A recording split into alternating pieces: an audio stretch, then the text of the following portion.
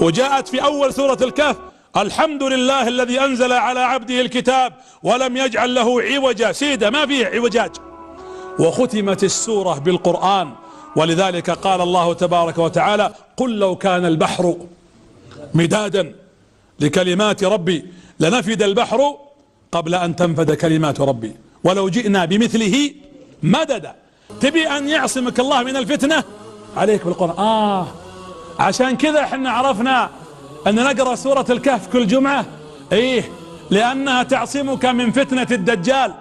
ولذلك يقول النبي صلى الله عليه وسلم: اقرأوا سورة الكهف فإنها عاصمة لكم من الدجال، أو كما قال. ومن قرأ 10 آيات من سورة الكهف أو حفظها في رواية كانت له عصمة من المسيح الدجال. طيب وش الرابط بين الدجال وبين الفتن الأربع؟ وش هو الرابط؟ أن الدجال يجي بالفتن الأربع كلها.